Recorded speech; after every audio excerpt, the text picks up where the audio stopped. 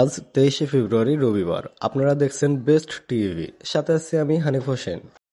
মনিরামপুরে শহীদ মিনার ভেঙে টয়লেট স্থাপন করা সেই বিশ্ববিদ্যালয়ের শিক্ষার্থীদের কাগজের শহীদ মিনারে শ্রদ্ধা নিবেদন।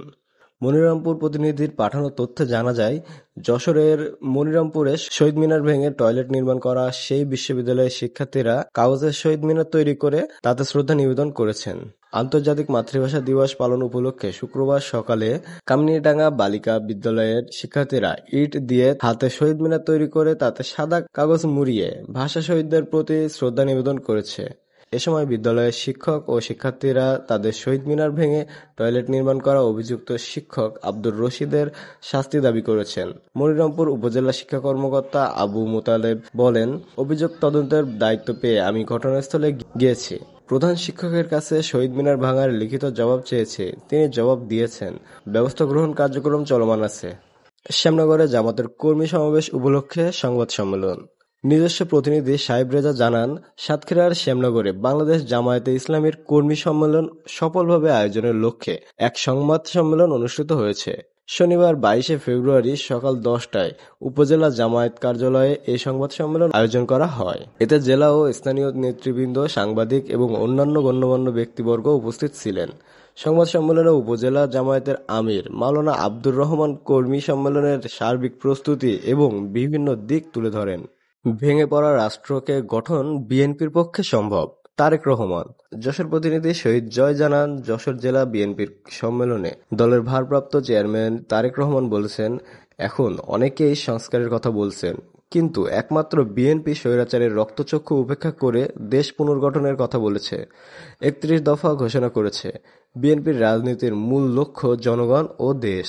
তাই ভেঙে পড়া রাষ্ট্রকে গঠন বিএনপির পক্ষে সম্ভব। আশাশুনিতে মোবাইল কোর্টে অবৈধ বেহুন্দি ও নেটজাল আগুনে বিনষ্ট। আশাশুনি প্রতিনিধির তথ্যে জানা যায়, আশাশুনির খোলপেটুয়া নদীতে মোবাইল কোর্ট পরিচালনা করে 7টি অবৈধ জাল জব্দ ও জাল আগুনে পুড়িয়ে বিনষ্ট করা হয়েছে। শনিবার সকালে সিনিয়র উপজেলা মৎস্য কর্মকর্তার কার্যালয়ের উদ্যোগে এ মোবাইল কোর্ট পরিচালনা করা হয়। তালায় মাদ্রাসার শিশু শিক্ষার্থীকে মারপিটের ঘটনায় আলাউদ্দিন গ্রেপ্তারের দাবিতে মানববন্ধন। তালা প্রতিনিধি মোহাম্মদ আকবর হোসেন জানান, সাতক্ষীরার তালায় তুচ্ছ ঘটনাকে কেন্দ্র করে নুরানি মাদ্রাসার ছাত্র এনামুল গাজীকে মারপিটের ঘটনায় আওয়ামী লীগের দোসর আলাউদ্দিন মোড়লকে দ্রুত গ্রেপ্তারের দাবিতে মানববন্ধন করেছে এলাকাবাসী। মারাত্মক আঘাতের ফলে শিশু শিক্ষার্থীকে তালা উপজেলা স্বাস্থ্য কমপ্লেক্স ভর্তি করা হয়েছে। সাতক্ষীরায় হাজী সম্মেলন 2025 অনুষ্ঠিত।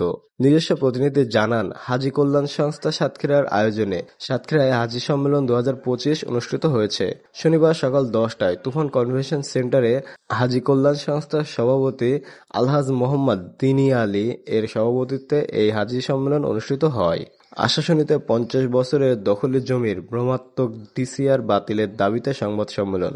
আশাশুনি ব্যুরো জানিয়েছেন, আশাশুনিতে 50 বছরের দখলি জমির ভ্রমাত্মক ডিসিআর বাতিলের দাবিতে সংবাদ সম্মেলন অনুষ্ঠিত হয়েছে। শনিবার সন্ধ্যায় আশাশুনি প্রেস ক্লাবে সংবাদ সম্মেলনের লিখিত বক্তব্য পাঠ করেন উপজেলা সদরের সবদলপুর গ্রামের মৃত নিরাপদ সরকারের ছেলে শিবনাথ সরকার। সাতক্ষীরায় বন বিভাগের সহায়তায় 62 কেজি হরিণের মাংস উদ্ধার। নিজস্ব প্রতিনিধিদের তথ্যে জানা যায়, সুন্দরবন সাতক্ষীরা রেঞ্জ থেকে 62 কেজি হরিণের মাংস জব্দ করেছে বন বিভাগের সদস্যরা। এ সময় উদ্ধার করা হয় একটি নৌকাসহ শিকারীদের ফেলে যাওয়া বেশ কিছু আনুষঙ্গিক মালামাল। শনিবার 22শে ফেব্রুয়ারি ভোর রাত 2:30টায় সুন্দরবন সংলগ্ন কপোতাক্ষ নদী থেকে হরিণের মাংসসহ এসব মালামাল উদ্ধার করা হয়। আজকের মতো এ পর্যন্তই। পরবর্তী সংবাদ পেতে চোখ রাখুন দ্য ডেইলি সাতক্ষীরা সংবাদ ফেসবুক পেজে ও বেস্ট টিভি ইউটিউব চ্যানেলে। ধন্যবাদ সকলকে।